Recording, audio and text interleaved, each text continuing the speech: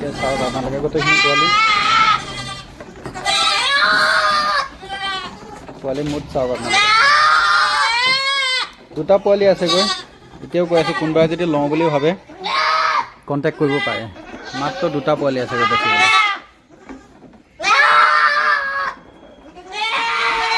তো আপোনালোকে দেখিলে গোটেই পোৱালিখিনি দুটা পোৱালি আছেগৈ।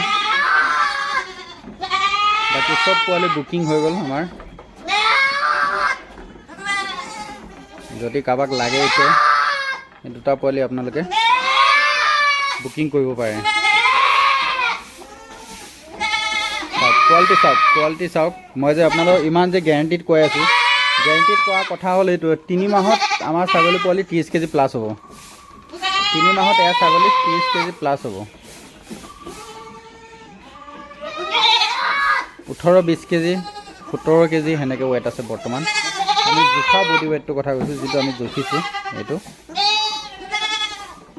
বাকী ৱেট নামা উঠা হৈ থাকে কিহৰ কাৰণে মানে পোৱালি ছাগলী হাগে কেতিয়াবা কিবা হয়, কিন্তু কোৱালিটিত আপোনালোকে গম পাইছে কোৱালিটি কম্প্ৰমাইজ নাই আমাৰ লগত। আপোনালোকে আহিব, নিজে চাব, চাই বুকিং কৰিব।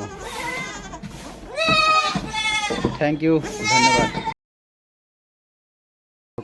চাৰ্ভেল মিল্ক আমাৰ পোৱালিবিলাকক আমি কেনেকৈ দিওঁ, যিহেতু আমাৰ কিছুমান ছাগলীৰ পোৱালি হ'ব লাগিছিল, এটা হৈছে দুটা, মানে ফাৰ্ষ্ট টাইম।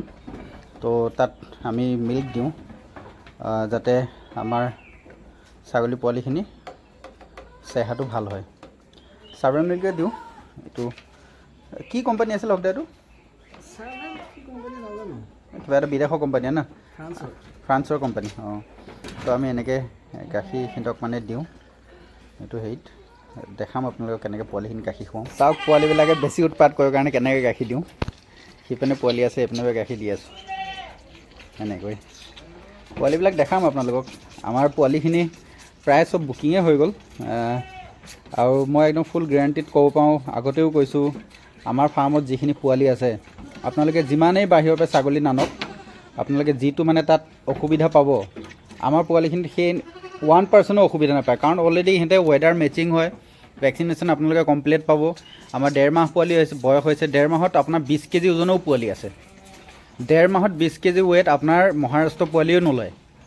4 মাহত 25 কেজি ৱেট লয় মহাৰাষ্ট্ৰ পোৱালিয়ে, কিন্তু আমাৰ ইয়াত 1.5 মাহত 20 কেজি ৱেট লৈছে। আপোনালোকক দেখাম, সেনেকুৱা পোৱালি আছে, আপোনালোকে চাব। পোৱালিখিনি আপোনালোকে বডি ৱেটটো, পোৱালি চাইনিং সেইখিনি গম পাব। এইটো হ'ল পোৱালি 20 কেজি আছে, ই এটা আছে, ইফালে সি এটা আছে। আপোনাৰ কেইটা পোৱালি বুকিং হৈ আছে টোটেল?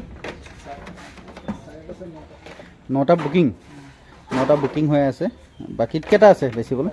অঁ, 2টা আছেগৈ, 2টা আছে। আপোনালোকে কোনোবা এতিয়াও যদি মানে লাকি পাৰ্চন হয়, বুকিং ক'ম বুলি ভাবিলে।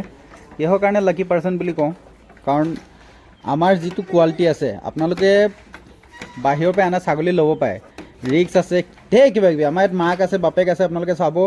ৱেডাৰ মেচিঙৰ কথা নাই, ধুনীয়াকৈ আনি খালি খুৱাব লাগে, পোৱালি ফটাফট ডাঙৰ হ'ব। সেইটো এটা ভাল বেনিফিট হয় লোকেলৰ পৰা ছাগলী লোৱাটো। মই নকওঁ কি মানে বাহিৰৰ ছাগলী বেয়া বুলি, বাহিৰৰ ছাগলীও ভালেই হয়, আমিও বাহিৰৰ পৰা অনাই হয়। কিন্তু অসমতে হৈছে যেতিয়া, আৰু বাহিৰৰ পৰা যিটো দাম পাব তাতকৈ কমতে পাব, কাৰণ আমাৰ অসমত হোৱা বুলি আমি অকণ কমতে দিব পাৰোঁ। তো অলৰেডি আমি চব বেচিলোৱে। 2টা ছাগলী আছে, 2টা ছাগলী আছে। তাৰপিছত যদি কোনোবাই লওঁ বুলি ভাবে ভাল পোৱালি পাব, আৰু ইহঁতৰ পৰা আপোনালোকে ৰিজাল্ট 100% বহুত ধুনীয়া ৰিজাল্ট পাব। ঠিক আছে, বাহিৰত উলিয়াম এতিয়া, আপোনালোকে চাব।